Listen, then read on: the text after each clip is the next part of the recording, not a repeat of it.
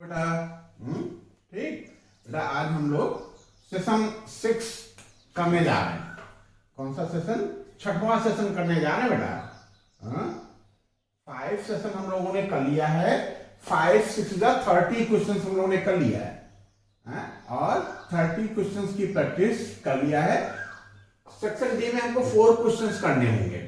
अभी हम 2 सेशंस और करेंगे ताकि जो बड़े मार्क्स के क्वेश्चंस हैं, 5 मार्क्स के क्वेश्चंस हैं, उनका जरा सा भी कंफ्यूजन ना रह जाए बेटा। हर तरीके के क्वेश्चंस हम लोग कर चुके हों।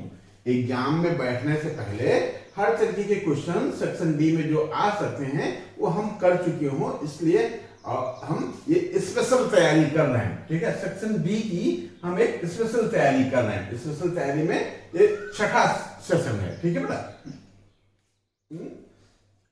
क्वेश्चन थोड़ा सा लंबा दिख रहा है लेकिन है नहीं बेटा। जितना बड़ा क्वेश्चन है उतना बड़ा सोल्यूशन नहीं है बेटा। सोल्यूशन बहुत छोटा सा है। ठीक है, कोई बात नहीं, क्वेश्चन आपको कंसंट्रेट होकर के पढ़ना है। हमने फिगर भी बना लिया है साथ में, ताकि आपको क्वेश्चन के हिसाब से हम फिगर में एक्सप्लेन करते चले हम लोग कि है क्या, हम क्या क्वेश्चन है, क्या समस्या है और इसका समाधान क्या है, हमसे जानना क्या चाहता है। ठीक बेटा, कहता है कि लेट ए बी, क्या कहता है कि ए कोई पॉइंट है बेटा। क्या है? A. Let A B the point of intersection of 2 intersecting circle with centre O and Q। अब देखो यहां तक में कुछ है ही नहीं। कहता है कि 2 सर्कल हैं जिसका सेंटर O और Q है। ये सर्कल कैसे बेटा? इंटरसेक्टिंग। इंटरसेक्टिंग सर्कल का मतलब ये कि एक दूसरे को इंटरसेक्ट करते हैं। ठीक है, और इंटरसेक्ट करेंगे, 2 पॉइंट पे इंटरसेक्ट करेंगे। उसमें से एक पॉइंट ए है। Let A B the point of intersection of 2 intersecting circle with centre O and Q। O और Q सेंटर के 2 सर्कल हैं बेटा। एक सर्कल ये है और एक सर्कल ये है। ये दोनों इंटरसेक्ट करें पॉइंट ए पे। कहता है कि द टेंजेंट। अब इस ए पे ध्यान देना बेटा। ए पे द टेंजेंट्स, 2 टेंजेंट्स ड्रा की हैं क्योंकि ये कॉमन पॉइंट है, तो हम इस क्या बेटा ए से एक टेंजेंट सेंटर ओ वाले सर्कल, पहले सर्कल से हम ड्रा कर सकते हैं। क्या बेटा? पॉइंट ए से फर्स्ट सर्कल जिसका सेंटर ओ है, एक टेंजेंट ड्रा किया जिसको हमने मेंशन कर दिया T1 T1। ठीक है, पहला टेंजेंट था, पहले सर्कल पे टेंजेंट था, इसलिए हमने इसको T1 T1 मेंशन कर दिया।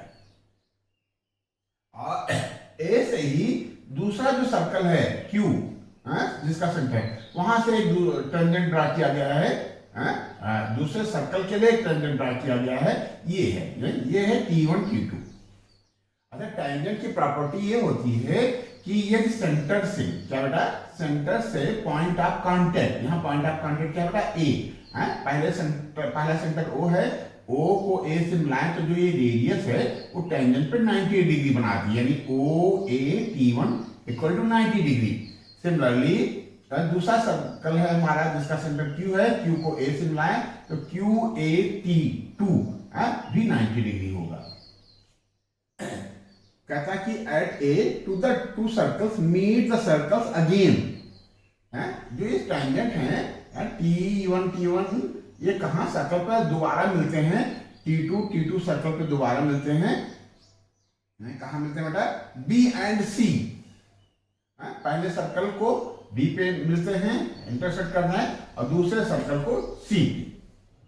बस यही है बेटा कि एक सर्कल ये है, एक सर्कल ये है, दोनों इंटरसेक्टिंग सर्कल्स हैं जिनका इंटरसेक्टिंग पॉइंट ए है। ए से एक टेंजेंट पहले सर्कल पर ड्रा किया गया है T1 और ए से दूसरा टेंजेंट दूसरे सर्कल पर ड्रा किया गया है T2A T2। ठीक है ना? अब एक चीज और कह रहा है कि let point P be located. P कुछ ऐसा लोकेट है, P की सिचुएशन, P की पोजीशन कुछ ऐसी है कि क्या है बेटा? So that AOPQ, AOPQ P Q एक पैरेललोग्राम है। क्या बेटा? Is a parallelogram. ठीक है। Prove that P is the circumcentre of triangle ABC। P जो है ट्रायंगल ABC, ट्रायंगल ABC का सरकम सेंटर है। ठीक है। तो इसको थोड़ा थोड़ा लिखते हुए चलते हैं। जो हमको गिवन है, जो हमको प्रूव करना है, वो हम लोग लिख लेते हैं। ठीक है। तो क्या लिखें? प्रूफ है ना, प्रूफ लिखेंगे, और जो हमको गिवन है वो हम लिख लेते हैं।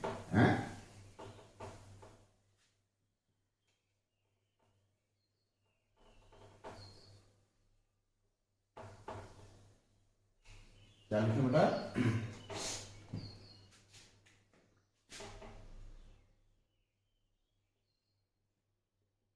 गिवन, क्या गिवन है बेटा? To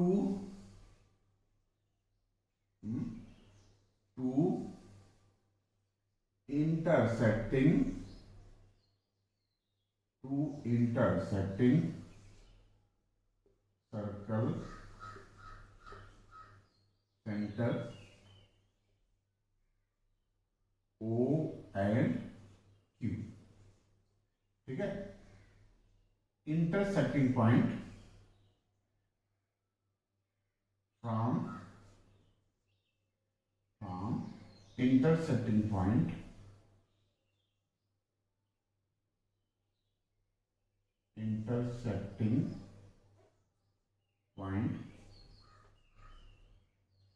A two tangent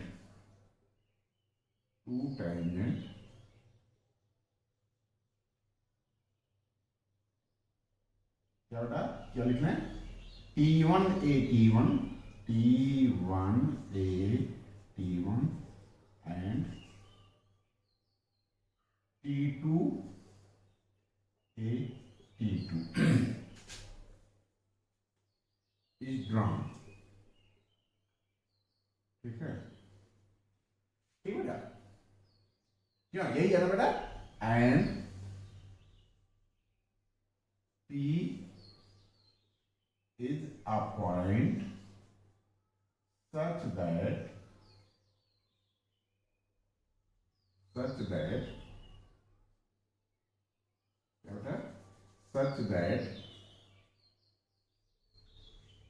that AOPQ is a parallelogram। ये है बस। प्रूव क्या करना है? टू प्रूव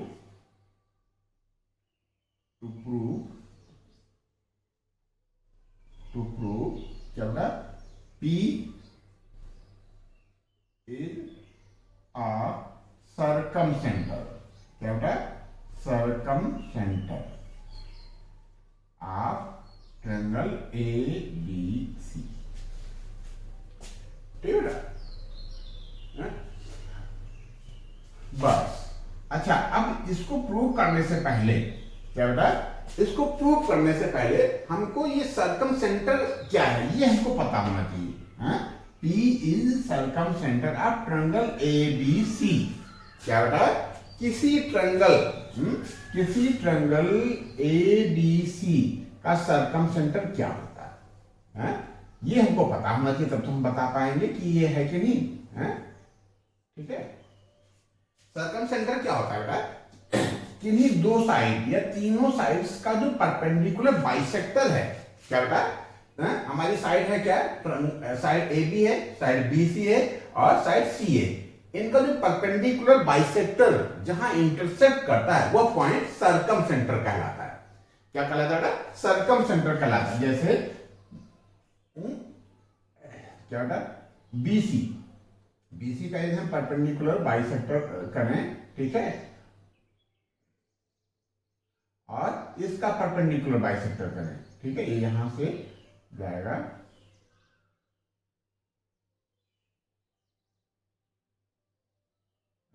और इसका परपेंडिकुलर बाइसेक्टर करें तो जहां ये मीट करते हैं, ठीक है, वो सर्कम सेंटर कहलाता है।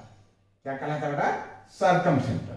परपेंडिकुलर बाइसेक्टर, ये 90 डिग्री है बेटा, ठीक है, और ये दोनों इक्वल हैं, तो ये लाइन परपेंडिकुलर बाइसेक्टर कहलाएगी ए बी की।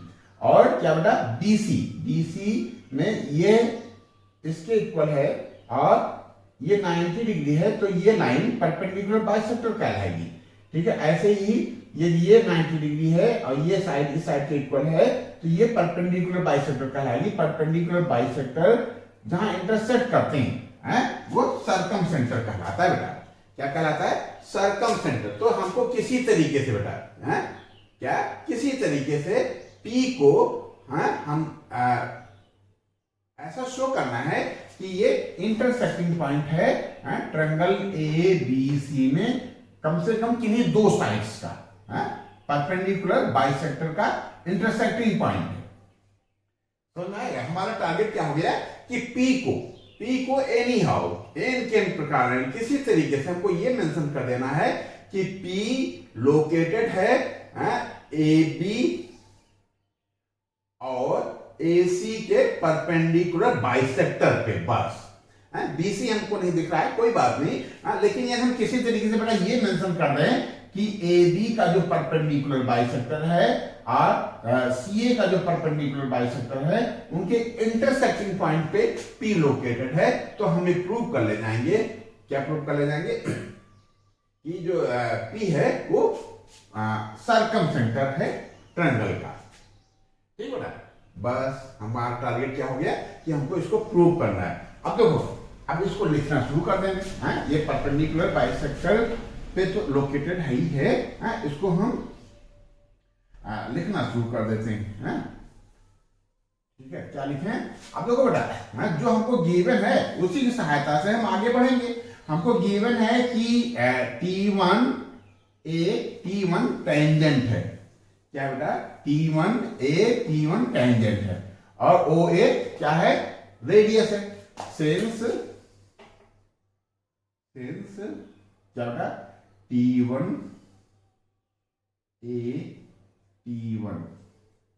Is tangent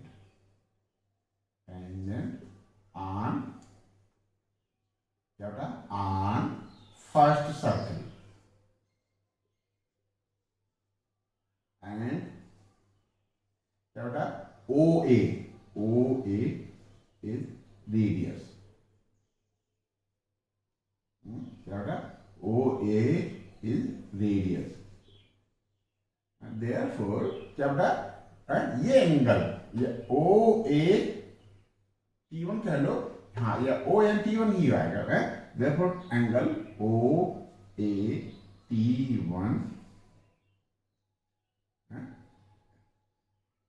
equal to 90 degree.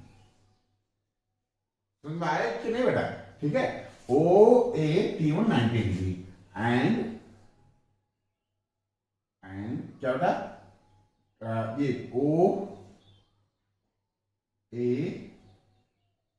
OAQP ऐसे कहना ना, OAQP इज पैरेललोग्राम, क्या बेटा, इज पैरेललोग्राम, therefore क्या बेटा, PQ पैरेलल टू क्या बेटा, PQ parallel to OA, hence क्या बेटा, hence PQ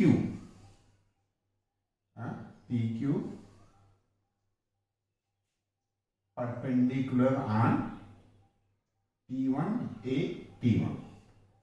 perpendicular on कहाँ बेटा है, ये पैरेलल है, ठीक है, और ये 90 डिग्री है, तो ये भी 90 डिग्री, ये किसमें 90 डिग्री है, T1 पे, तो बेटा PQ भी परपेंडिकुलर हो जाएगा। PQ कहाँ परपेंडिकुलर हो जाएगा, T1 पे, PQ परपेंडिकुलर ऑन T1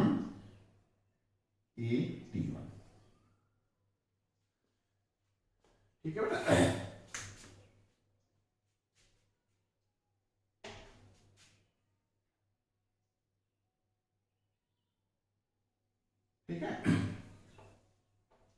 अब ये हम लोगों ने प्रूव कर लिया कि जो OA है, OA के पैरेलल PQ है, OA परपेंडिकुलर है इस लाइन पे, तो PQ भी परपेंडिकुलर हो जाएगा।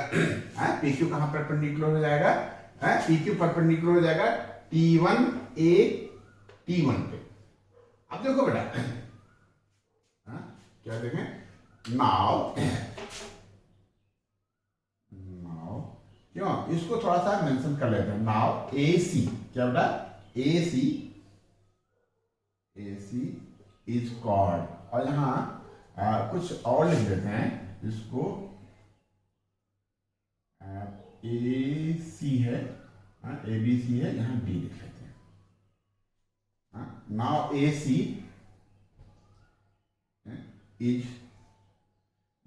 क्या बेटा, कॉर्ड है, AC, now AC is chord of second circle.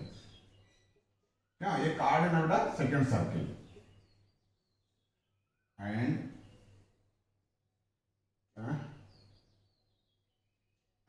QP perpendicular है या PQ परपेंडिकुलर है, तो आप and PQ is perpendicular on AC. Therefore, क्या बेटा, AD equal to, ऊपर लिख रहे हैं, therefore AD equal to DC. Therefore AD equal to DC. ठीक है, AD इक्वल टू DC। ये बात समझ आई बेटा? यदि हम सेंटर से किसी कार्ड पे परपेंडिकुलर ड्रा करते हैं तो क्या करता है, कार्ड को वो बाइसेक्ट करता है। ठीक है, देखो ये PQ इस पे, किस पे, इस लाइन पे, टेंजेंट पे परपेंडिकुलर है, तो PQ का पार्ट ही है बेटा DQ। ठीक है, तो DQ भी परपेंडिकुलर हो जाएगा। PQ परपेंडिकुलर है इस लाइन पे, तो बेटा DQ भी परपेंडिकुलर हो जाएगा।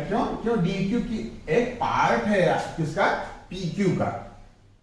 तो hence PQ, hence P situated, P कहां से है, सिचुएटेड ऑन perpendicular bisector,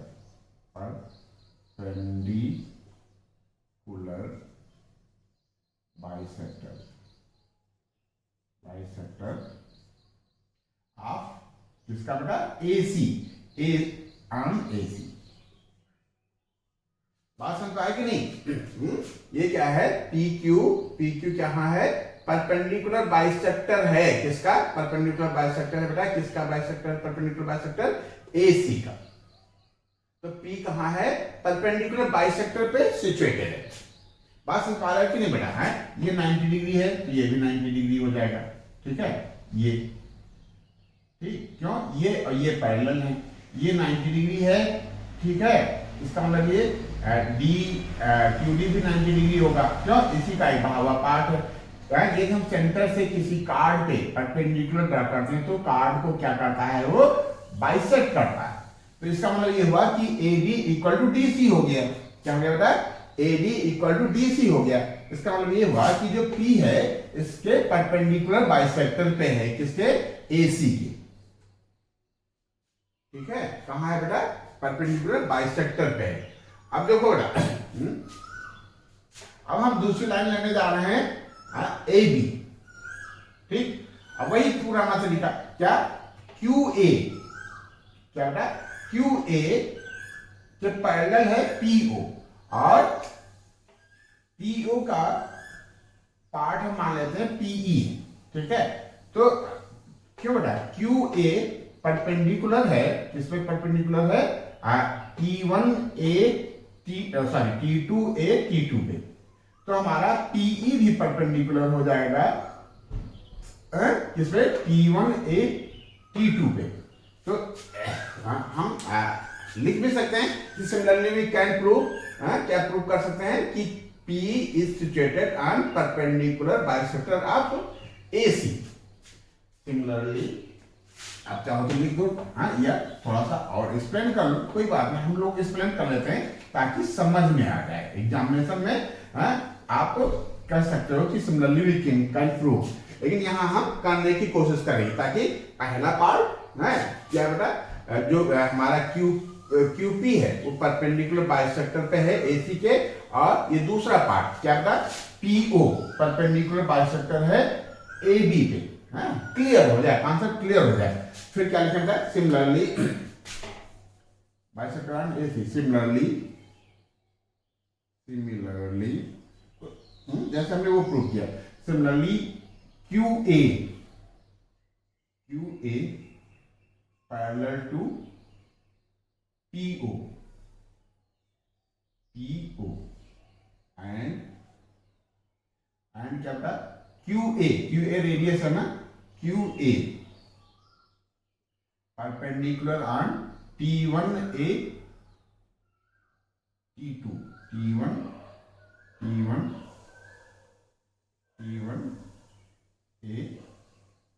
नहीं T2A T2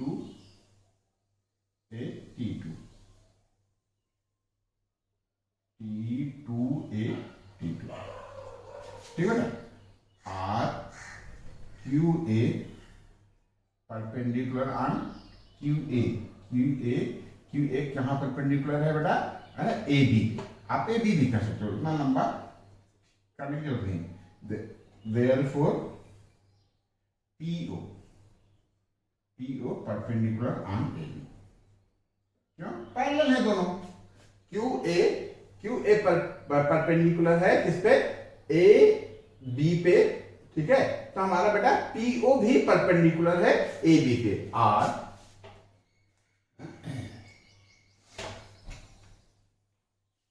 अब देखो बेटा, क्या PO परपेंडिकुलर है किस पे, AB पे, therefore PE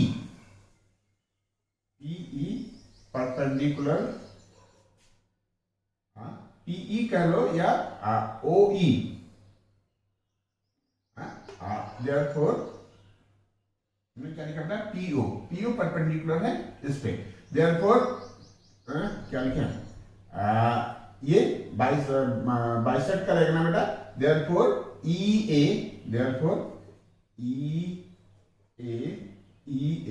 equal to EB, ठीक है।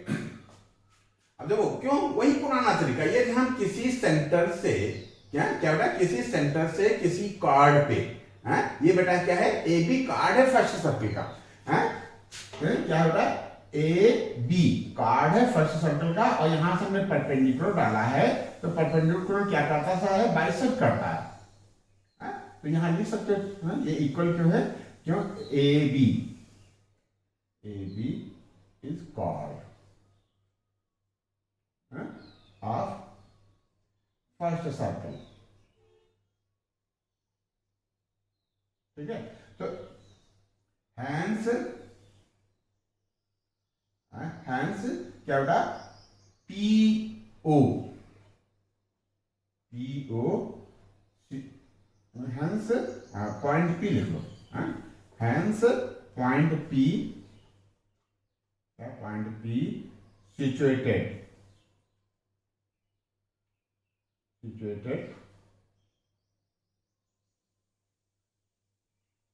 on perpendicular bisector, क्या perpendicular bisector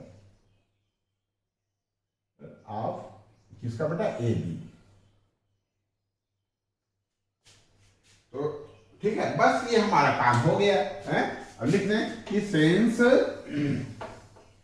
P इज, क्या लिखें, since P is common point, क्या बेटा P इज कॉमन पॉइंट, क्या बेटा P इज कॉमन पॉइंट, या P इज कॉमन ले लो, ठीक है। Since P is common common point on perpendicular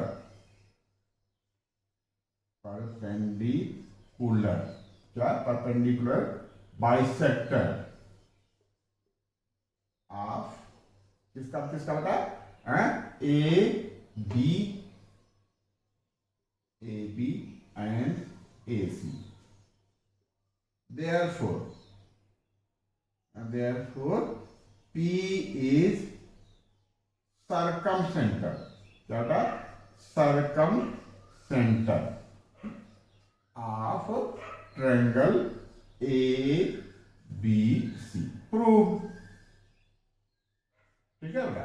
बस इसमें क्या है, इसमें ये साइड क्या OA और PQ को पैरेलल दे रखा है और OA परपेंडिकुलर है किस पे, इस पहले वाले टेंजेंट पे, तो PQ भी परपेंडिकुलर हो जाएगा पहले वाले टेंजेंट पे।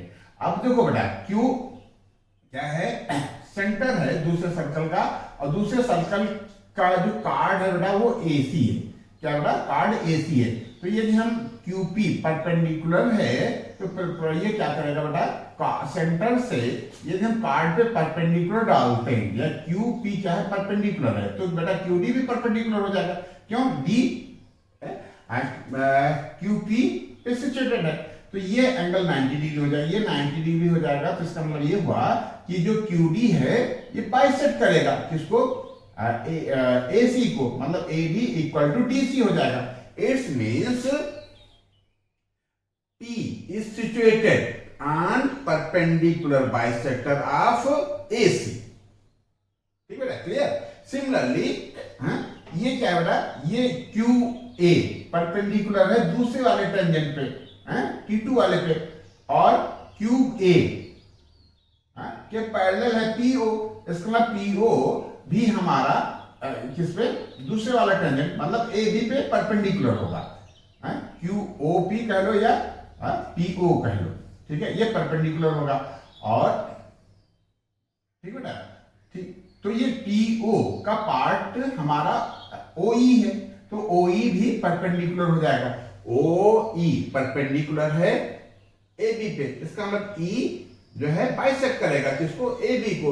इसका मतलब ये हुआ कि OP is situated on, क्या बेटा, OP is situated on perpendicular bisector of AB।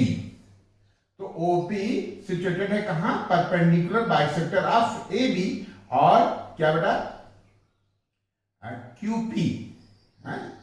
QP situated है परपेंडिकुलर बाइसेक्टर ऑफ AC।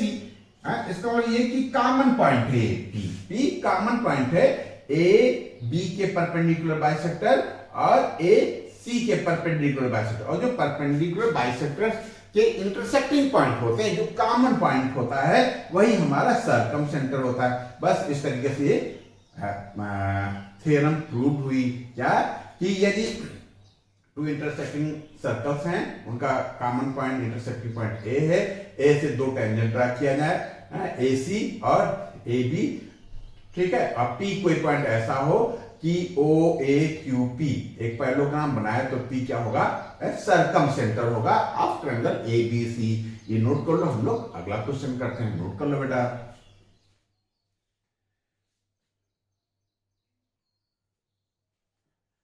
ठीक है, पहले क्वेश्चन का चॉइस दे रखा है, क्या दे रखा है, ये भी सर्कल का क्वेश्चन है। कहता है इन द गिवन फिगर, एक फिगर दे रखा है, O इज द सेंटर, वो सेंटर है एक सर्कल का विद रेडियस 5 सेंटीमीटर। जो OA है वो हमारा कितना बेटा, 5 सेंटीमीटर है। कितना है, 5 सेंटीमीटर, ठीक है। T is the point such that OT equal to 13 centimetre. T कोई बाहर का पॉइंट है,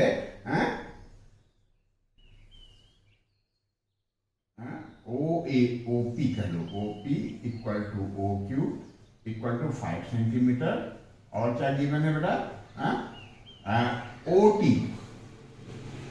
13 सेंटीमीटर, ठीक है। सदर OT then find the length of AB पता करना, ठीक है। अच्छा B क्या है, figure according to figure AB tangent है सर्कल पे, और पॉइंट ऑफ कांटेक्ट क्या हमारा ई। ठीक है, तो अब देखो क्वेश्चन में जो हमारे पास जानकारी है, जो हमारे पास है जेब खर्च करने के लिए जो जिसकी उसी की सहायता से हम ये क्वेश्चंस करने की कोशिश करेंगे।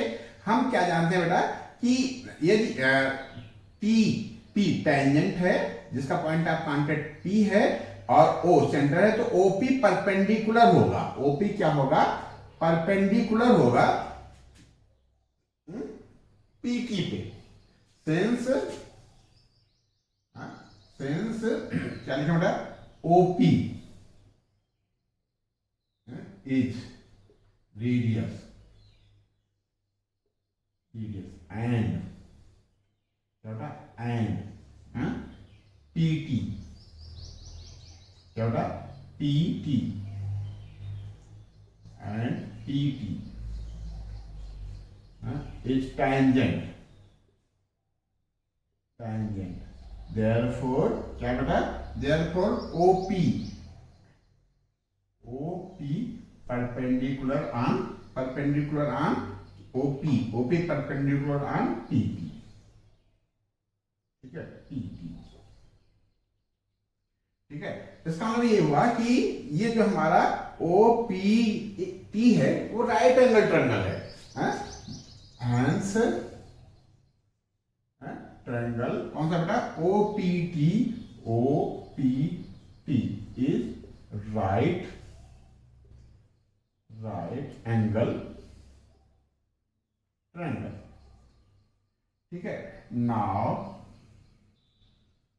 in triangle OPT क्या बेटा? पाथों से हम लगा देते हैं तो हम पीटी को कैलकुलेट कर लेते हैं। क्या लिखे बेटा?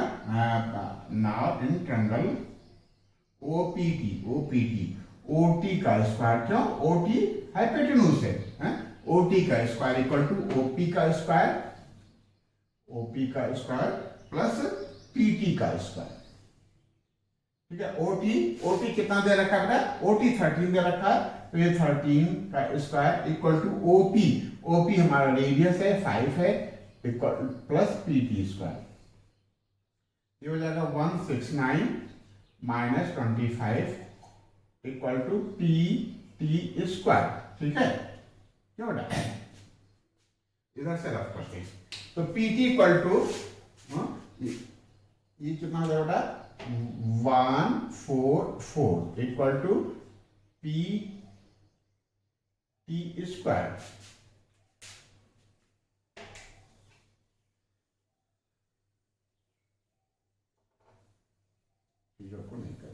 क्या पता करना था? ए भी पता करना था ना बेटा, ये याद रखना। तो देयरफॉर पीटी इक्वल टू क्या हो जाएगा? पीटी इक्वल टू हो जाएगा अंडर रूट 144। कितना बेटा? रूट 144 और पीटी इक्वल टू 12। ठीक है, अब देखो बेटा क्या करें? ये क्या है?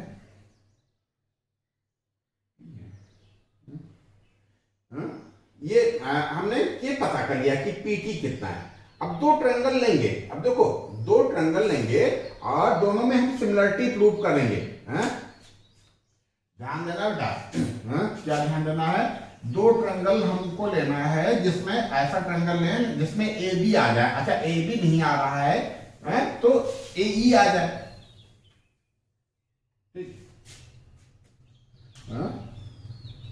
इन ट्रायंगल ओपीटी देखो, इन ट्रायंगल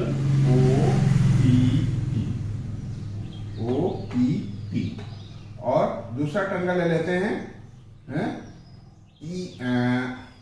चलो अभी हम EAT ले लेते हैं। एंड ट्रायंगल EAT देखो इसमें सिमिलरिटी है क्या? कैसे देखें? देखो ये क्या है? टेंजेंट है और ये रेडियस है तो ये 90 डिग्री है। ठीक है, तो एंगल OPT इक्वल टू यहां देखो बेटा, ये ई क्या है, ई क्या बेटा, पॉइंट ऑफ कांटेक्ट है, कौन सा है, टेंजेंट का ए बी का, और ओ ई परपेंडिकुलर, सॉरी ओ ई रेडियस है, तो ओ ई क्या हो जाएगा, परपेंडिकुलर हो जाएगा, ओ ई परपेंडिकुलर है तो बेटा ये भी 90 डिग्री हो जाएगा। तो हम इसको क्या लिखना है, ए ई टी एंगल, ए ई टी, क्यों, ईच 90 डिग्री, 90 डिग्री क्यों है, समझ आ गया बेटा, है? ये रेडियस है, रेडियस टेंजेंट पे 90 डिग्री बनाता है, ओ ई भी रेडियस है, ओ ई भी टेंजेंट पे 90 डिग्री बनाता है, ए भी क्या है, टेंजेंट है, तो ये 90 होगा तो ए भी बेटा 90 होगा। और पहला ट्रायंगल बड़ा वाला लिया था हमने, P T O angle, P T O equal to A T O angle, A T O, क्यों, कॉमन है, ठीक है। अब ये देखो, ये क्वेश्चन थोड़ा सा इंपॉर्टेंट है, क्यों, इसमें सर्कल का भी यूज है और सिमिलरिटी का भी यूज है।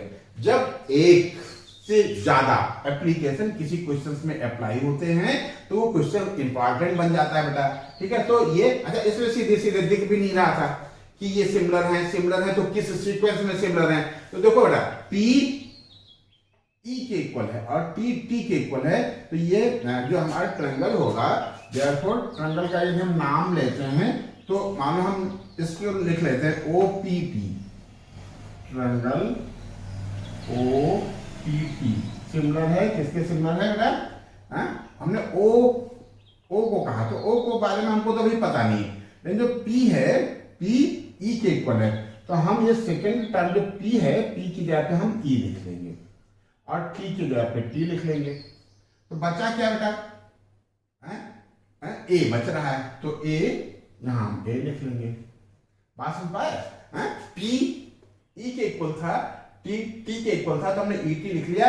फिर ट्रायंगल, कौन सा ट्रायंगल, ये वाला ट्रायंगल था ए ई टी में वर्टेक्स ए बच रहा है, तो वर्टेक्स ए ऑटोमेटिक बेटा इस वर्टेक्स ओ के इक्वल हो जाएगा, बात समझ पाए। जब दो एंगल इक्वल होते हैं, ये this angle equal to this and this is common, therefore this equal to this, जब दो एंगल इक्वल होते हैं किसी ट्रायंगल में तो तीसरा जो एंगल होता है वो अपने आप इक्वल हो जाता है, ठीक है। तो ये ट्रायंगल सिमिलर हो गए। अब सिमिलर हो गए तो इनकी हम क्या लिख रहे हैं बेटा, इनके रेशियो लिख लेते हैं, रेशियो लिख करके हम ए ई पता कर लेंगे और ए ई का 2 टाइम्स कर देंगे तो ए बी हो जाएगा बेटा। तो क्या लिखें, अब इसी से हम रेशियो लिखते हैं, देखो बेटा कैसे लिखें, ओ पी पहला पकड़ा पहली साइड, तो इसका पकड़ना पड़ेगा हमको A E, O P upon A E equal to, इसका पकड़ लिया पी टी और इसका पकड़ना पड़ेगा ई टी, ठीक है, इसका पकड़ लिया टी ओ और इसका पकड़ना पड़ेगा टी ए। अब इसमें जो जो मेजरमेंट दे रखे हैं, हमारा टारगेट क्या है, हमारा टारगेट है ए ई पता करना, क्या टारगेट है बेटा, ए ई पता करना। यदि हमने ए ई पता कर लिया तो हम 2 टाइम्स कर देंगे तो ए बी आ जाएगा, ए बी ही हमको पता करना था, तो ए ई लाना है तो हमको ये तो पकड़ने पड़ेगा, ओ पी कितना बेटा 5 अपॉन ए ई, ठीक है। पीटी हम लोगों ने कैलकुलेट किया था बेटा 12 और ईटी,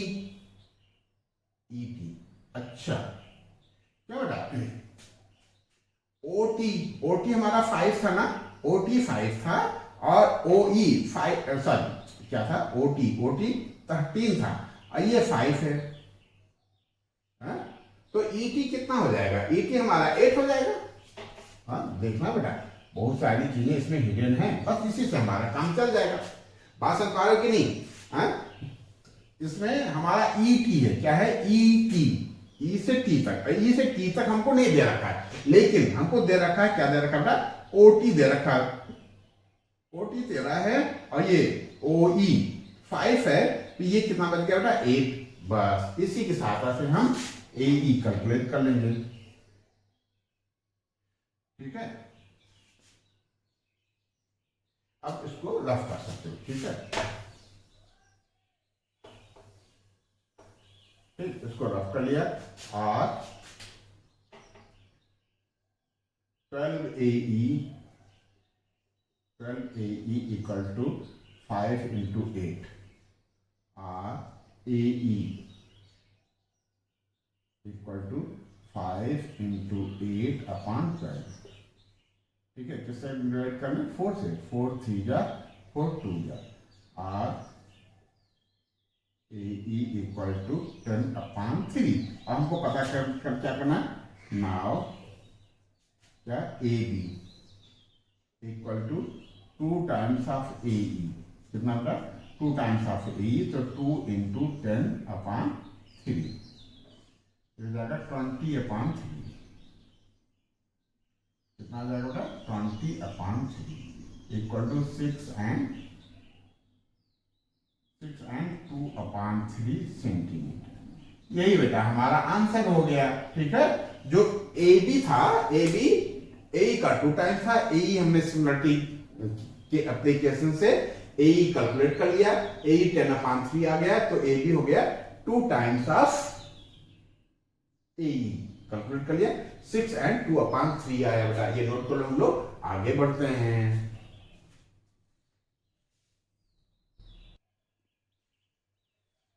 ठीक बेटा, क्वेश्चन नंबर 2 हमने नोट कर रखा है। क्या कहता है कि the ratio of the sum of 2 APs, the ratio of the sum of क्या है? sum of n स्क्वायर होगा ना।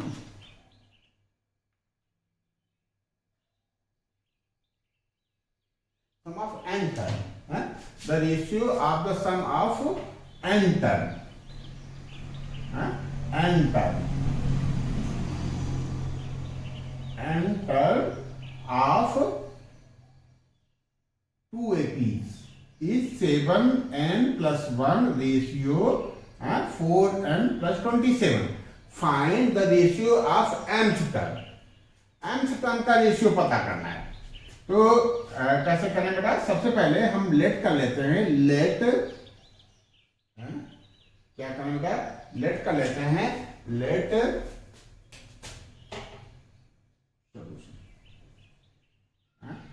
Late first term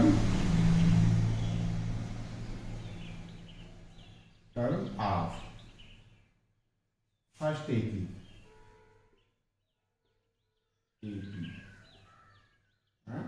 equal to A1 and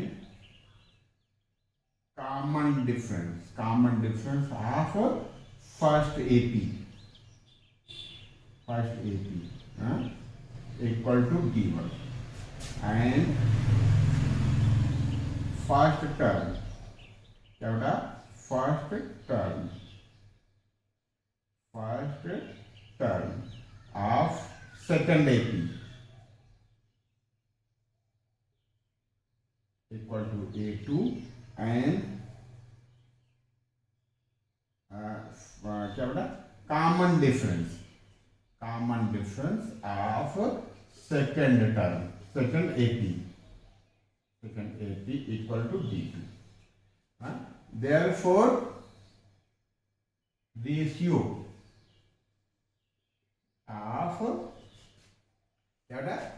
of nth term नहीं क्या? रेशियो ऑफ सम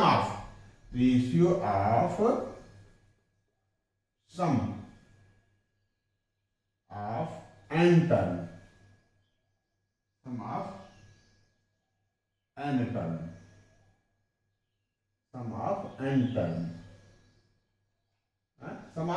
क्या होता है बेटा? क्या होता है? n/2 तो बेटा कॉमन होगा फर्स्ट AP के लिए भी और सेकंड AP के लिए भी। n/2 इन ब्रैकेट क्या होता है? 2A1 plus n-1 into D1 upon n/2 in bracket 2A2 ना सेकेंड AP है 2A2 plus n-1 into D2। ठीक बेटा।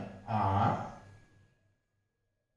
अब देखो ये 2 से तो कैंसिल हो जाएगा बेटा, हाँ? और n से कैंसिल हो जाएगा पूरा, n/2 से कैंसिल हो जाएगा। गिवन है बेटा, हाँ? अब जो गिवन है वो लिख लेते हैं बेटा, हाँ? क्या गिवन है?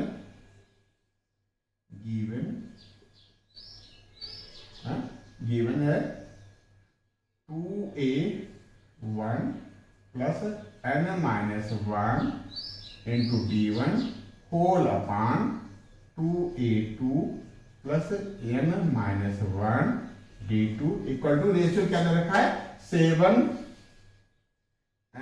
प्लस 1 अपॉन कितना बेटा 4n प्लस 27। ये हो गया जो हमको गिवन था ना सम ऑफ n तक, वो थोड़ा सा रिड्यूस होकर के, थोड़ा सा सिंप्लीफाई होकर के इस फॉर्म में आ गया। अच्छा, अब हमको पता क्या करना है, हमको ये पता करना है कि find the ratio of nth term. ये हमको दिमाग में रखना है कि हमको पता क्या करना है, ठीक है। तो इसको यहीं से रख कर देते हैं। अभी हमको कहीं ये लिख लेना है साइड में कि हमको पता क्या करना है। हमको पता करना है बेटा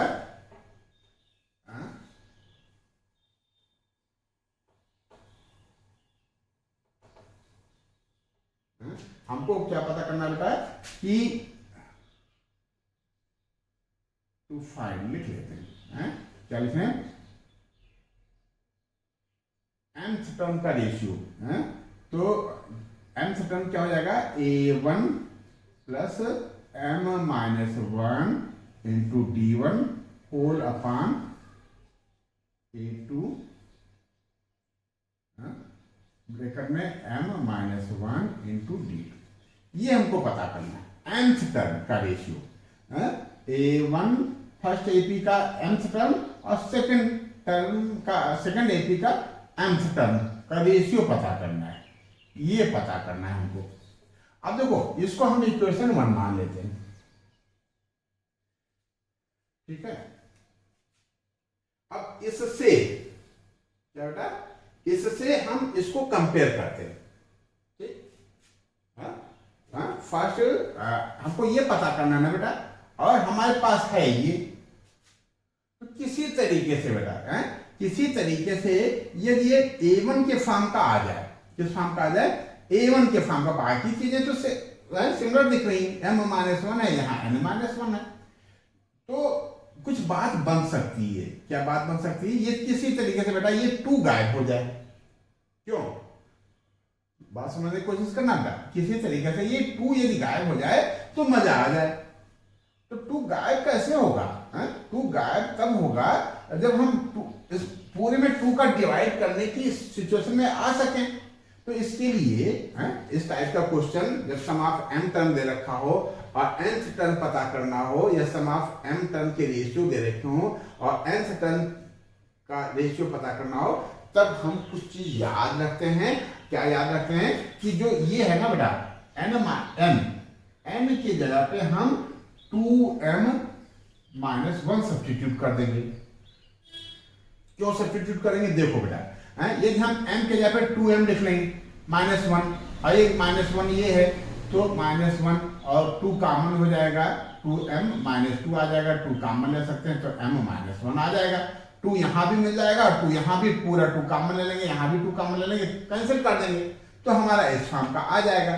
तो यही लिखते हैं यहाँ, क्या लिखें, देखो कुछ क्वेश्चन स्पेशल होते हैं, ठीक है, उनमें हम अलग से नहीं भागते, जो एक ट्रिक विशेष होती है, एक विशेष ट्रिक होती है, उस विशेष ट्रिक के बेस पे ही हम उसको करते हैं, उसको मेमोराइज कर लेते हैं। आप ये समझ लो कि उसको हम दिमाग में बिठा लेते हैं कि उसको कैसे करना है, ठीक है। इस क्वेश्चन में हम, इस टाइप के क्वेश्चन में हम क्या करते हैं, एक क्वेश्चन हम लोग पहले भी कर चुके हैं, n की जगह पे हम सब्स्टिट्यूट कर देंगे, n की जगह पे क्या सब्स्टिट्यूट कर देंगे, 2m-1। यदि ये n के लिए स्टेटमेंट ट्रू है, ये बेटा किसके लिए ट्रू है, n के लिए, तो बेटा ये 2m-1 के लिए भी ट्रू होगा, ठीक है। तो क्या लिखें, इन स्टेटमेंट 1 या इन इक्वेशन भी जो है, इक्वेशन लिख लो, इक्वेशन 1 रिप्लेसिंग, क्या लिखेंगे, रिप्लेसिंग, रिप्लेसिंग 2m -1, नहीं n लिख लो, n as 2m -1, ठीक है। तो बेटा सही चला ना। तो अब क्या करें,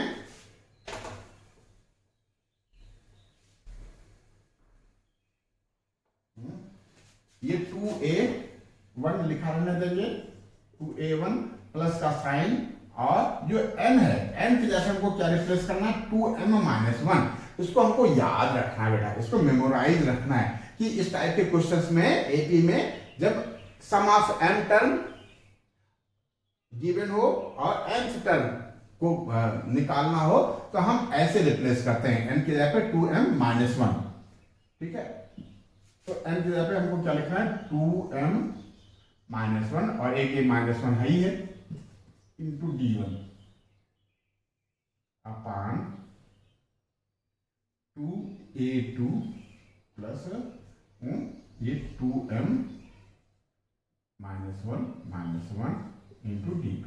अब ध्यान रखना बेटा क्या, कि ये हमने इसमें n इस साइड में LHS में, LHS है ना ये, LHS में हमने n की जगह पे रिप्लेस किया 2m -1 को, तो हमको RHS में भी रिप्लेस करना पड़ेगा। मैथ्स कभी अन्याय नहीं करता कि इधर आपने कुछ किया है और इधर बिना किए आप छोड़ दो, ठीक है। जो आपने यहाँ किया है, इस तरफ किया है, वही चीज हमको यहाँ भी करना पड़ेगा। तो हम यहाँ क्या लिखे बेटा, 7, और n की जगह पे 2m -1 plus 1 whole upon 4 2m -1, सही चल रहा है ना बेटा, प्लस 27। बस इतना आपने कर लिया और सॉल्व कर लो तो nth टर्म का रेशियो आ जाएगा। यही हमको पता करना था, यही हम लोग निकालने जा रहे हैं। तो क्या लिखे बेटा, r, ये इक्वेशन है, इक्वेशन को आगे बढ़ाते हैं तो r लगाते हैं, 2a1 प्लस ब्रैकेट में 2m -2 into d1 whole upon 2a2 plus 2m -2 into d2, ठीक है। 7 को अंदर डाल देते हैं, 7 2 जा 14, कितना बेटा, 14m -7 प्लस 1 होल अपान 4 2 जा 8m -4 प्लस 27, ठीक है। यहाँ 2 कॉमन ले लो, और 2a1 प्लस 2 कॉमन ले लिया तो m -1 इंटू d1 आ गया,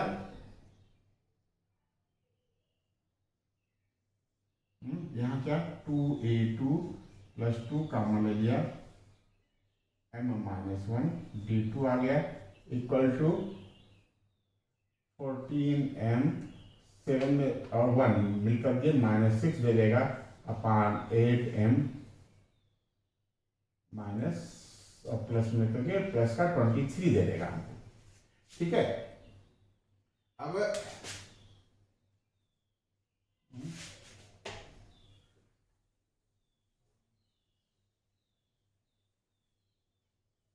देखो 2 कॉमन ले सकते हैं ऊपर, ऊपर यदि आपने न्यूमरेटर में 2 कॉमन ले लिया r2 तो क्या बच जाएगा, a1 प्लस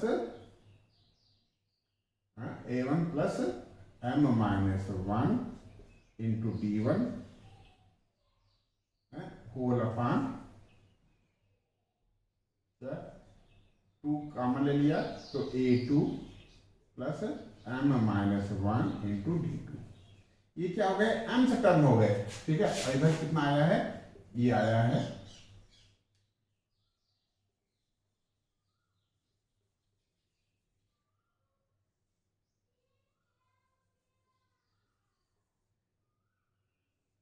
इधर कितना आया बेटा, 14m -6 अपान 8m प्लस 23। अब ये 2 कैंसिल हो गया, r a1 plus m minus one into D one whole upon क्या होगा a2 plus m minus one d2 equal to 4m minus 6 upon 8m plus 23।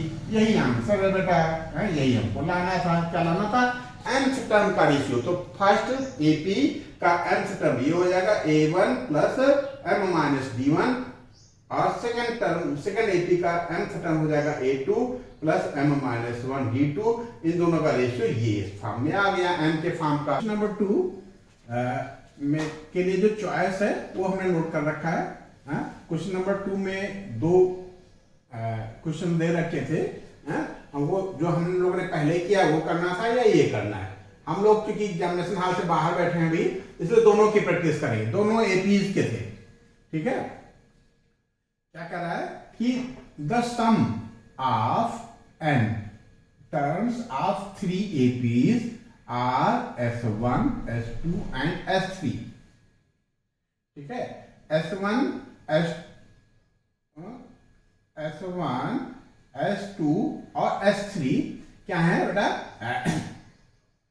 Some of n terms हैं, ठीक है। Series, sequence, AP अलग अलग हैं। पहले AP का n टर्म का सम को S1 से मेंशन किया है, सेकंड एपी का n टर्म का सम S2 से मेंशन किया है, और थर्ड एपी का sum of n term equal to S3 ये गिवन है, ठीक है। और क्या कहता है, देखो ये थोड़ा सा इंपॉर्टेंट है, ध्यान देना बेटा, वो लोग समझ नहीं पाते कि क्या दे रखा है। कहता है कि the first term of each is unity. ये वर्ड है बेटा, क्या है? यूनिटी। यूनिटी का मतलब ये यूनिट का मतलब वन। हर टर्म ऐसा हर एपी का, पहले एपी का फर्स्ट टर्म वन है, सेकेंड एपी का फर्स्ट टर्म वन है, और थर्ड एपी का फर्स्ट टर्म वन है। ये कहने का मतलब है the first term of each is unity, ठीक। एंड कॉमन डिफरेंस आर, पहले एपी का कॉमन डिफरेंस वन है, दूसरे एपी का कॉमन डिफरेंस सीडी कितना 2 है, और थर्ड एपी क्या बेटा? थर्ड एपी का कॉमन डिफरेंस 3 है। कहता प्रूव दैट, ये प्रूव करना है S1, S3 equal to 2S1, ठीक है। तो ये आसान दिख रहा है बेटा, कुछ नहीं करना है, जो जैसे जैसे दे रखा है वैसे वैसे हम इसको आगे बढ़ा देते हैं। सॉल्यूशन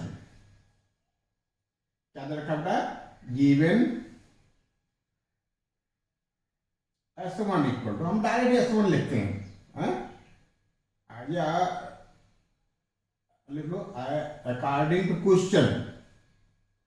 क्या लिख लो बेटा? According to question S1 equal to क्या बेटा? S1 इक्वल टू क्या? n/2 ब्रेकर में 2a होता ना, तो 2 into 1 plus n minus 1 into D का मतलब 1 दे रखा है पहले एपी के लिए, ठीक है। थोड़ा सा सॉल्व कर लेते हैं। Are S1 equal to n/2, ये ब्रैकेट के अंदर हो जाएगा 2 और प्लस n को 1 में मल्टीप्लाई करेंगे n माइनस 1, और S1 इक्वल टू क्या बेटा? n/2, और ब्रैकेट के अंदर 2 में से 1 चला जाएगा, 1 बचेगा, 1 प्लस n, बस इसको यही छोड़ देते हैं। S1 इक्वल टू, ठीक है। S2 इक्वल टू, S2 के लिए n sum of n term n/2 ही रहेगा यहाँ, लेकिन अंदर 2a क्या होता है? फार्मूला होता है 2a, तो a की जगह पे हमारा 1 ही है, सबके लिए 1 है, फर्स्ट टर्म 1 है ईच एपी का, प्लस n माइनस 1, और डी के जगह पे सेकेंड एपी का कॉमन डिफरेंस 2 है। Or S2 equal to n/2 in bracket 2 plus 2 को इसमें मल्टीप्लाई कर देंगे 2n minus 2, are S2 equal to n/2 2n, ये कैंसिल हो गया, ठीक है। बस इसको अभी ऐसे ही छोड़ देते हैं, ठीक है। इसको फर्स्ट ले लिया, इसको सेकंड ले लिया, ठीक है। एंड क्या होता है, एंड S3 इक्वल टू क्या, n/2 in bracket 2 into 1 plus n-1 into 3, क्यों, d के यहाँ पे यहाँ 3 है बेटा, r S3 equal to n/2 2 plus 3n-3, r S3 equal to n/2 2 plus, अच्छा 2 में से 3 जाएगा बेटा, कितना आ जाएगा, -1, तो 3n-1, इसको थर्ड मान लेते हैं, ठीक है। अब ये हमको प्रूव करना है S1 plus S3 equal to 2S1, ठीक है, 2S1, S1 आ गया हमारा, ये क्या S1 ये आया है, S1 plus S3 equal to 2S2, S2 ये है हमारा n²। तो करें बेटा, तो कैसे करें, now S1 plus S3, S1 plus S3 को लेकर के चलते हैं और S2 के इक्वल ला देते हैं। नाउ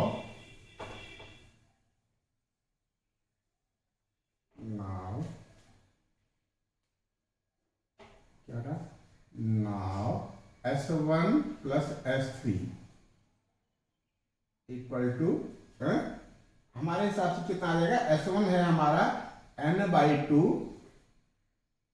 कितना बेटा, n/2 इंटू ब्रैकेट में 1 प्लस n, क्या बेटा, 1 प्लस n, और ये हो गया S1, और S3 क्या है, n/2 इन ब्रैकेट 3n-1।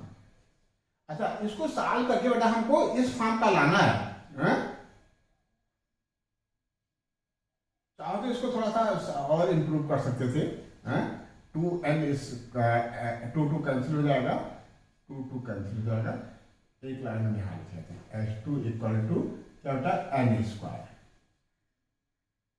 यहाँ r लिख लेते हैं, S2 इक्वल टू n², इसको सेकंड मान लेते हैं, ठीक है बेटा, S2 इक्वल टू n², हमको n² लाना है, ठीक है। तो देखते हैं, r S1 plus S3 equal to n/2 हमने कॉमन ले लिया, n/2 दो टर्म है बेटा, एक टर्म यहां से यहां तक है और सेकंड टर्म ये है, दोनों में n/2 कॉमन है, तो बचा क्या बेटा, यहां बचा 1 प्लस n, प्लस का साइन लगाएंगे, 3n-1,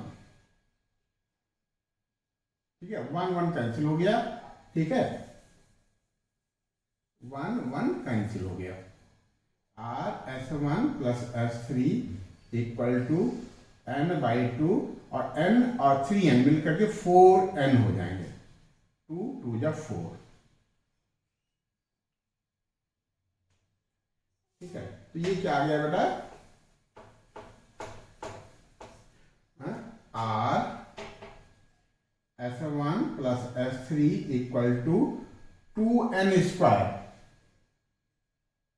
और n² कितना आया था बेटा, n² हमारा S2 आया था, r S1 plus S3 equal to 2 times S2, n² की जगह हम क्या लिख सकते हैं, S2, हैंस प्रूव, क्या लिखते हैं, हैंस प्रूव्ड, ठीक है। तो ये क्वेश्चन हो गया, हमारे इसमें, इस क्वेश्चन में खास बात ये थी कि फर्स्ट टर्म को यूनिटी दे रखा था, बाकी तो बहुत आसान था, तो हो सकता है कुछ बच्चे कंफ्यूजन है कि यूनिटी का मतलब क्या है। यूनिटी का मतलब ये है कि फर्स्ट टर्म एपी है, क्या फर्स्ट एपी का फर्स्ट टर्म 1 है, सेकंड एपी का फर्स्ट टर्म 1 है, और थर्ड एपी का भी फर्स्ट टर्म 1 है। इस बेस पे हमने ये प्रूव कर दिया, क्या, S1 plus S3 equal to 2S2। ये नोट कर लो, हम लोग नेक्स्ट क्वेश्चन के लिए आगे बढ़ते हैं बेटा, नोट कर लो।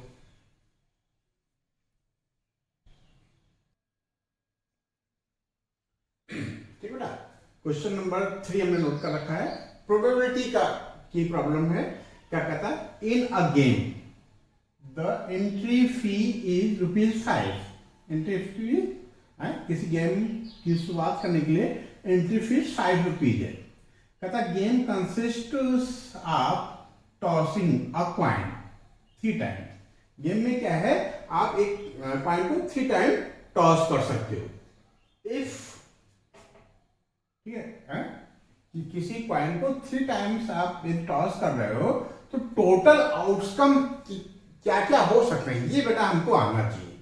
ठीक है, if 1 or 2 heads show Shweta gets her entry back.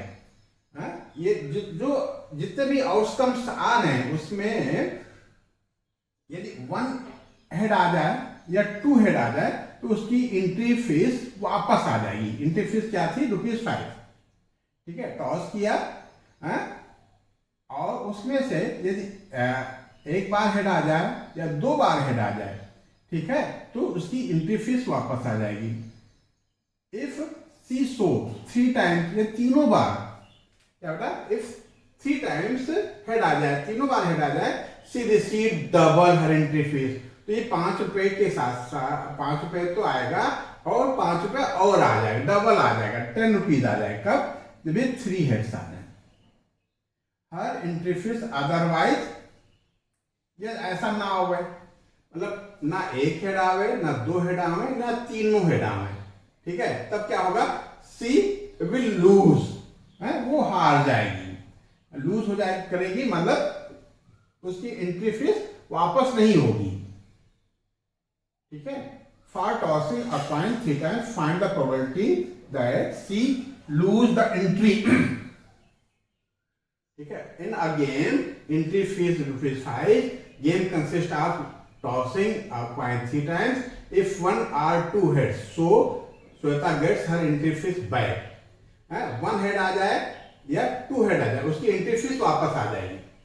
ठीक है, इफ सी सो 3 हेड्स या 3 हेड्स आ जाते हैं तो डबल आ जाएगा, मतलब 1 आए या 2 आए या 3 आ जाए तो वो लूज नहीं करेगी गेम को। ठीक है, वो हारेगी नहीं। ठीक है, यदि 1 या 2 आ जाता है तो एंट्री फीस वापस आ जाती है, 3 आ जाता है तो 3 की केस में भी वो क्या कर रही है, गेम को लूज नहीं कर रही है। ठीक है, तो बस अब इसी जानकारी के आधार पे हमको लूजर द एंट्री ये पता करना है। लूजर द एंट्री पता करने, अच्छा इन सब को पता करने से पहले टोटल पॉसिबल आउटकम्स हम लिख लेते हैं। तो सॉल्यूशन में लिखेंगे टोटल पॉसिबल, ये जरूरी है बेटा, टोटल पॉसिबल आउटकम्स क्या हो जाएंगे। देखो, यदि आपने 3 टाइम्स कॉइन को टॉस किया है तो जरूरी है बेटा कि एक सिचुएशन ये आ जाए, क्या, तीनों बेटा हेड आ जाए। ठीक है, एक सिचुएशन ये हो सकती, दूसरी सिचुएशन ये हो सकती कि पहला और सेकंड कॉइन पे क्या आ जाए, हेड आ जाए, और थर्ड कॉइन पे टेल आ जाए। ठीक है, थर्ड सिचुएशन ये हो सकती है कि पहला हेड आ जाए, बीच में सेकंड टॉस में टेल आ जाए, और थर्ड हमारा हेड आ जाए। ठीक है, और एक सिचुएशन हो सकती है कि फर्स्ट पे टेल आ जाए, सेकंड पे हेड आ जाए, और थर्ड पे भी हेड आ जाए। ठीक है, ये सिचुएशन हो सकती है। दूसरी सिचुएशन ये हो सकती है बेटा कि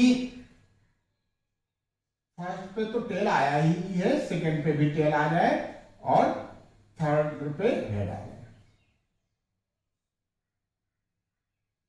ठीक है, और क्या हो सकता है, देखो कॉइन में 2 पहलू होते हैं।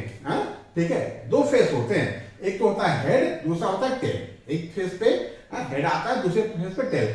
तो 1 कॉइन को टॉस करने में 2 आउटकम हो सकते हैं, या तो हेड आएगा या टेल आएगा। 1 कॉइन को यदि 2 टाइम्स करते हैं वन कॉइन को 2 टाइम टॉस करते हैं तो 2 की पावर 2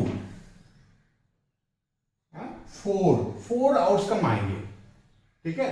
और यदि किसी कॉइन को 3 टाइम्स टॉस करते हैं तो 2 की पावर 3 है 8 आउटकम आएंगे। ये हमको याद रखना है कि टोटल जो आउटकम बनेंगे, जो सिचुएशंस बनेंगी डिफरेंट डिफरेंट, वो 8 होंगी। 1 2 3 4 5 हो गया, 3 सिचुएशंस और बनेंगी बेटा, ठीक है। क्या होगा? 3 सिचुएशंस और बनेंगी। तो ये हम लोग कहां पहुंचे? दोनों टेल आ गए थे और फिर एक सिचुएशन ये हो सकती है बेटा कि फर्स्ट पे टेल आ जाए और बीच में हेड आ जाए, ऐसा सिचुएशन नहीं आया था ना, और थर्ड हमारा टेल आ जाए, ठीक है। एक सिचुएशन ये आ गई और एक सिचुएशन ये हो सकती है कि फर्स्ट पे हेड आ जाए, सेकंड पे टेल आ जाए और थर्ड पे टेल आ जाए, ठीक है। और एक सिचुएशन ये हो सकती है कि तीनों टेल आ जाए, ठीक है। तो ये 800 हो गया, लेकिन चेक कर लो बेटा कोई रिपीट तो नहीं हो रहा है। ये पहली सिचुएशन में तीनों हेड आ गए, दूसरी सिचुएशन में थर्ड पॉइंट पे टेल आया है, ये दोनों हेड आए, और ये थर्ड सिचुएशन में टेल मिडिल टॉस में आया है, सेकंड टॉस में आया है, और फोर्थ सिचुएशन में टेल जो है फर्स्ट टॉस में आया है। फिफ्थ सिचुएशन में 2 टेल आ गए, ठीक है। और सिक्स्थ सिचुएशन में 2 टेल तो आए हैं, लेकिन फर्स्ट और थर्ड पे आया है, हेड बीच में आया है, ऐसा सिचुएशन नहीं आना पहले यहाँ कहीं। और फिर सेवंथ सिचुएशन में दोनों लास्ट वाले टेल आए हैं, ठीक है, और फर्स्ट हेड आया है, और ये तीनों हेड आ गए। तो ये सिचुएशन हो गई बेटा हमारी, ठीक है। अब देखो थोड़ा सा स्पेस कम है, इस क्वेश्चन को भी हमको मेंटेन रखना है, इसलिए हम यही करने की कोशिश करते हैं। लॉस द एंट्री कब लूज करेगा? तीनों हेड आएंगे तो बेटा डबल पैसा मिल जाएगा, तो इस सिचुएशन में वो लूज नहीं कर रहा है, इस सिचुएशन में भी लूज नहीं कर रहा है। क्यों? 2 हेड आ रहे हैं, इसमें भी 2 हेड आ रहे हैं, इसमें भी 2 हेड आ रहे हैं, तो इन सिचुएशंस में लूज नहीं कर रहा है। और इसमें भी एक हेड आया है, इसमें भी एक हेड आया है, तो इसमें इस सिचुएशन में, इस सिचुएशन में, इस सिचुएशन में, इस सिचुएशन में, इस सिचुएशन में, और इस सिचुएशन में, इस सिचुएशन में वो लूज नहीं कर रहा है। लूज के फेवर में तीनों हेड आ जाए तब वो लूज करेगा,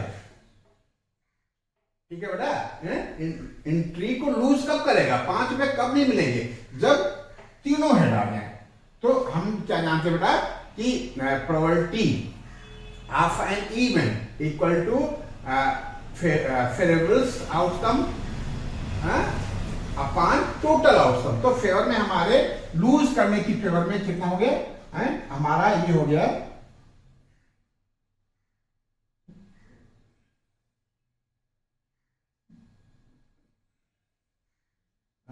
प्रोबेबिलिटी ऑफ इवेंट, आप थोड़ा सा डिटेल में लिख लेना, ठीक है। Probability of an event equal to favourable outcome लिख लेना, ठीक है। Favourable outcome upon total outcome. Favourable में हमारे क्या है फर्स्ट सिचुएशन के लिए 1 और टोटल कितना 8, तो 1 अपॉन 8 हो गया बेटा। आंसर कितना आना चाहिए इसका? इसका आंसर आना चाहिए 1 अपॉन 8, ठीक है, वेरी गुड। इसका आंसर 1 अपॉन 8 आ गया। क्यों? लूज करने की सिचुएशन में केवल एक सिचुएशन है कि तीनों में टेल आ जाए, ठीक है। सेकंड सिचुएशन क्या है बेटा? सेकंड में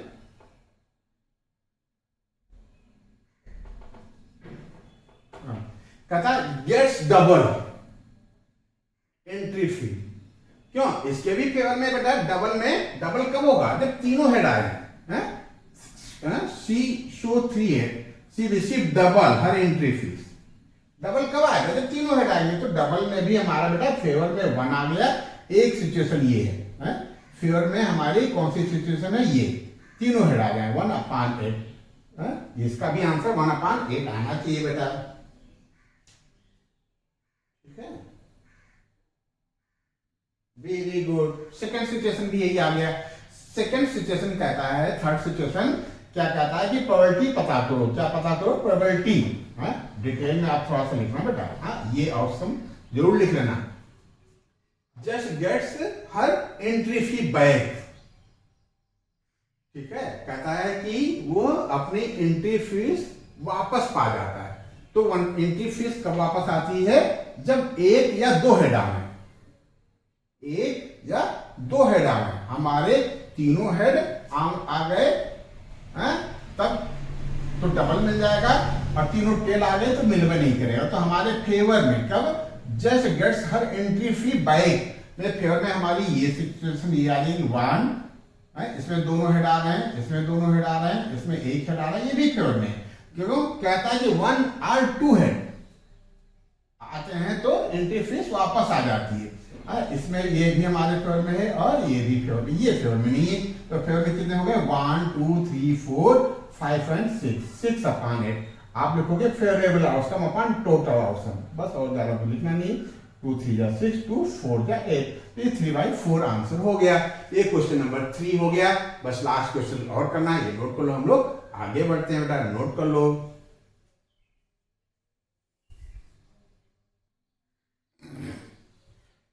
ठीक है बेटा, लास्ट क्वेश्चन हम लोगों ने नोट कर रखा है। कहता कि अ round table cover, round table cover है, टेबल कैसी है बेटा? राउंड है, सर्कुलर है, तो इसका कवर भी बेटा सर्कुलर होगा, है ये कवर है। 6 इक्वल डिजाइन, इसमें क्या है बेटा? 6 इक्वल डिजाइन है बेटा, है ये साइड में एक डिजाइन है, ये एक डिजाइन है, ठीक है, ये एक डिजाइन है, ये एक डिजाइन है। 1 2 3 4 5 एंड 6, 1 2 3 4 5 एंड 6 डिजाइन है, इक्वल डिजाइन है। If the radius of the cover is 28 centimetre, है, सेंटर से यदि हम सर्कमफ्रेंस पे मिलाएं तो ये कितना दे रखा बेटा? 28 सेंटीमीटर। ठीक है, 28 सेंटीमीटर है। Find the cost of the design, मतलब इस डिजाइन को तैयार करने की कास्ट निकालनी है, और कास्ट का रेट दे रखा है 0.35 पर स्क्वायर सेंटीमीटर। मतलब ये कि बेटा हमको ये इस डिजाइन का एरिया कैलकुलेट करना है। ठीक है, जो ये हमारे 6 डिजाइन है, इनका सबका एरिया कैलकुलेट करना है और 0.35 से मल्टीप्लाई कर देना है, तो हमको कास्ट निकल जाएगी। कास्ट निकालने का मतलब ये कि एरिया ऑफ 6 डिजाइन कैलकुलेट करना है और उसको रेट से मल्टीप्लाई करना है, तो कास्ट ऑफ डिजाइन आ जाएगी। ठीक है, अच्छा, अब मैथमेटिक्स के हिसाब से, हम लोगों के सर्कल के चैप्टर के हिसाब से बेटा जो ये डिजाइन है, डिजाइन क्या कहलाएगा? सेगमेंट। क्या कहलाएगा? सर्कल की लैंग्वेज में ईच डिजाइन सेगमेंट कहलाएगा। क्या कहलाएगा बेटा? सेगमेंट। जैसे मान लीजिए हम यहाँ सेंटर O है और एक ये हमारा A B C D E और F, इस तरीके से हमारी डिजाइन है। तो पहली डिजाइन हो गई हमारी क्या बेटा? AB, कार्ड AB के सहारे जो एक सेगमेंट बनना है। दूसरा कार्ड AE के सहारे जो सेगमेंट बनना है। तो ये सारे सेगमेंट्स का एरिया हम कैलकुलेट कर लें, सम कर लें और 0.35 से मल्टीप्लाई कर दें, तो वही रिक्वायर्ड कास्ट आ जाएगी, कास्ट ऑफ डिजाइन। ठीक है, तो बस इसी चीज को जो हम लोग डिस्कस कर रहे हैं, इसी चीज को हमको लिख देना है सोल्यूशन। ठीक है, क्या लिखें? Area of each design.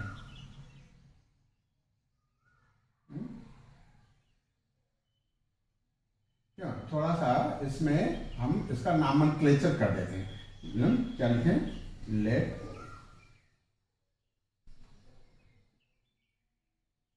क्या लिखें बेटा? Let A B B C C D D E F and क्या बेटा? F A. कार्ड ऑफ क्या, राउंड टेबल कवर। ठीक है, उसकी लैंग्वेज में डाल दो राउंड टेबल कवर, या राउंड टेबल कवर के बजाय आप सर्कुलर टेबल कवर डाल दो। क्या डाल देंगे, सर्कुलर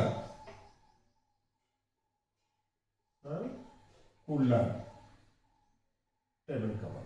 ठीक है, now area of, now total area of, क्या होता, टोटल एरिया ऑफ, क्यों टोटल में थोड़ा सा कैलकुलेशन लंबा हो जाएगा। नाउ एरिया ऑफ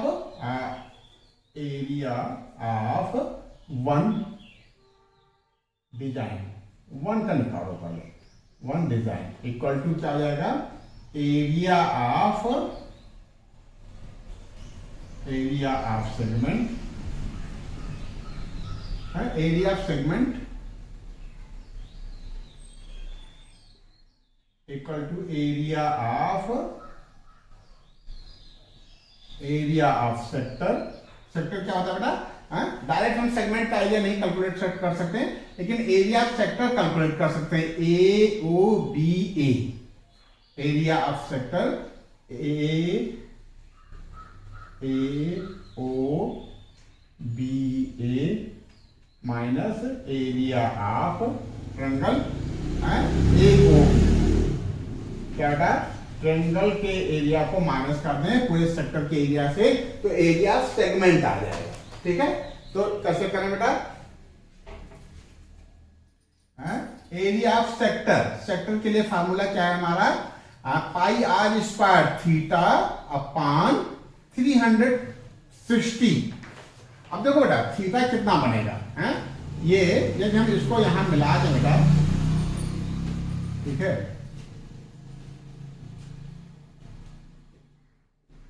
तो ये जो ये पूरा का पूरा एंगल बेटा कितना डिग्री का हो जाएगा, 360। कितने का हो जाएगा, 360।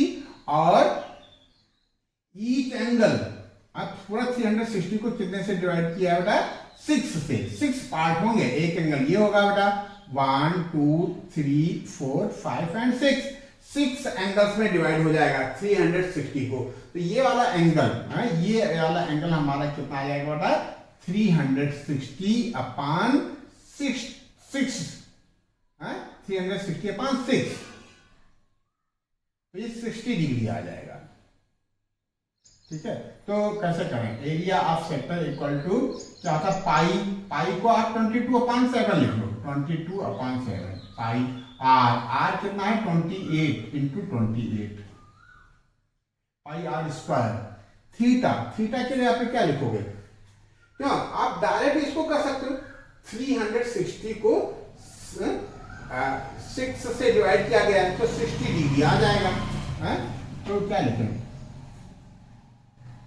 360 अपान 6, ये थीटा हो गया, pi are square theta upon 360 into 360 कर दो। कोई दिक्कत है क्या, यहां हमने centre angle A O B पहले से कैलकुलेट कर लेना चाहिए था, हमने नहीं किया। ये आप कैसे कर सकते थे, 360 अपान 6 कर देते, हमने यहां डायरेक्ट कर दिया 360 अपान 6 अपान 360, ये हो गया, माइनस ये हो गया ना बेटा, area of triangle A O B. अच्छा ए ओ बी देखो बेटा, ये हमारा 28 है, ये भी 28 है, ये 60 डिग्री है, तो ये भी दोनों बेटा 60 डिग्री के हो जाएंगे। ये कैसा हो जाएगा, कैसा ट्रायंगल हो जाएगा, ये इक्विलेटरल ट्रायंगल हो जाएगा। इक्विलेटरल ट्रायंगल का फार्मूला होता है ए स्क्वायर रूट 3/4। कितना होता है, ए स्क्वायर, ए आया है हमारा 28, ठीक है, ये साइड 28 है, ये साइड 28 है, तो ये भी 28 हो जाएगा। क्यों, ये इक्विलेटरल ट्रायंगल है। इक्विलेटरल ट्रायंगल क्या बेटा, कोई भी ट्रायंगल, कोई भी कार्ड यदि सेंटर पे 60 डिग्री का एंगल बनाती है तो उस कार्ड और करस्पॉन्डिंग दोनों रेडियाई के बीच जो ट्रेंगल फॉर्म होता है वो क्या होता है बेटा, इक्विलैटरल ट्रेंगल होता है। ये आपको याद रखना है। ठीक है, तो देखो नहीं समझ में आता है तो फिर से देखो 0.35 है ना, 6 डिजाइन है।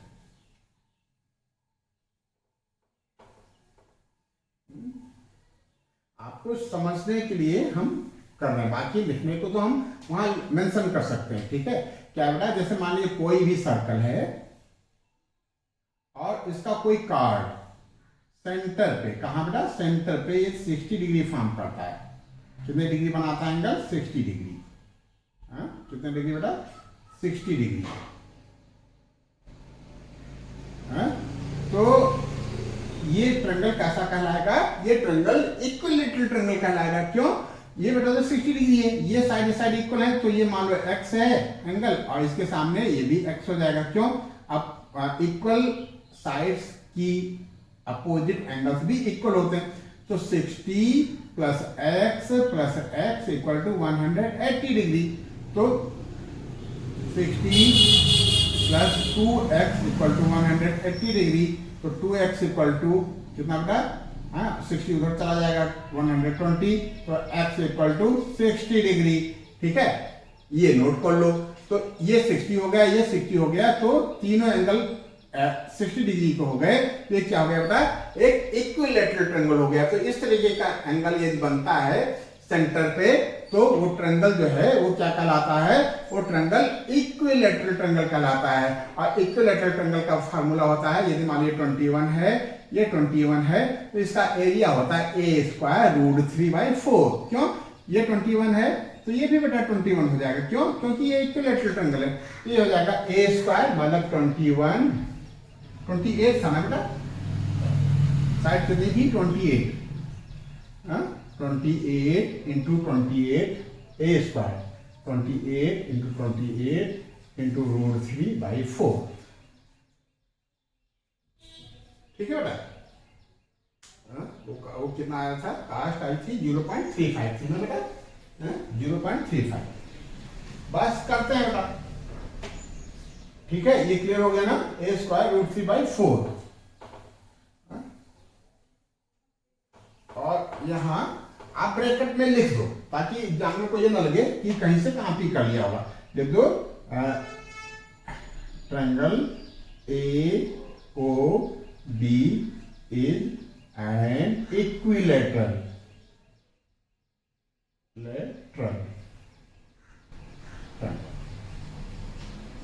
ठीक है बेटा, बस अब इसको प्यार से सॉल्व कर लेंगे। ये एरिया 1 डिजाइन आया, 6 से मल्टीप्लाई कर देंगे। तो कैसे करें, एक तो ये 361 या 361 का ये कैंसिल कर लेते हैं। ठीक है, और क्या करें, 2 से रिड्यूस कर लेते हैं, 2 3 जा और 2 11। ठीक है, अब ये 28 इंटू 28 यहां भी है, 28 इंटू 28 यहां भी है, कॉमन ले लेते हैं। क्या कॉमन ले लें, 28 इंटू 28। ठीक है, यहां क्या बचा बेटा, 11/7 अपॉन 3, तो 11/21, 7 3 जा 21। ठीक है, और तो कुछ कटेगा नहीं, πr²। ठीक है, तो कितना हो गया बेटा, 11। ठीक है, न्यूमरेटर में केवल 11 बच रहा है, 28 बाहर निकल आया है, और डिनोमिनेटर में 12 हो गया, 7 इंटू 3 यानी 21। माइनस यहाँ क्या हाल है बेटा, यहाँ 28 इंटू 28 आपने बाहर निकाल लिया है, √3 का मतलब उन्होंने दे रखा था 1.732 अपॉन 4। ठीक है, ठीक है ना बेटा। अब क्या करें, एलसीएम ले लें, या थोड़ा सा अभी इसको रिड्यूस कर लेते हैं। 4 1 जा 4, 4 4 जा 16, 1 बचा 13, 4 3 जा 12, 1 बचा 12, 4 3 जा 12। ये क्या आ गया R 28 इंटू 28 ब्रेकेट के अंदर 11/21 माइनस 0.433 अपॉन 1, ठीक है, इक्वल टू 28 इंटू 28, ठीक है। एलसीएम ले लेते हैं, 21 और 1 का एलसीएम 21 आएगा, यहाँ 11 हो जाएगा, ठीक है। 433 में 21 से यदि मल्टीप्लाई करते हैं बेटा तो क्या आएगा?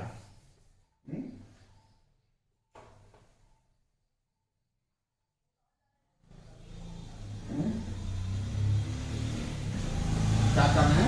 0.433 में 21 से मल्टीप्लाई करना है। 1 3 4 2 3 6 2 3 6 2 4 को 8, ठीक है। 3 69 4 6 10 8 1 9, ये हो गया, ठीक है। 1 433 866 3 6 3 9 6 4 10 8 1 9, ये कितना हो गया?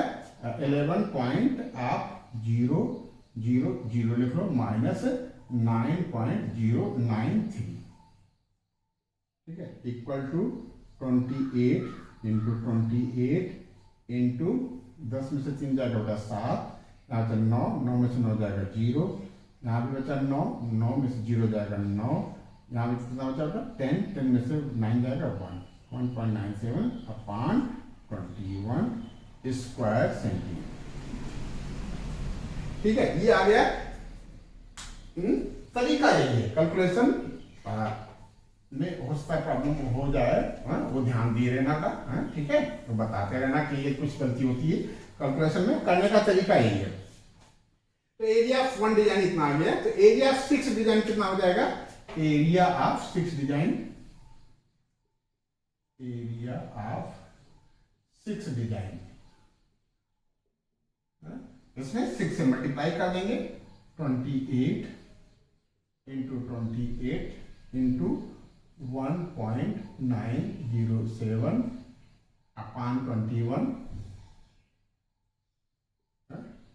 इंटू कितना बेटा 6, ठीक है।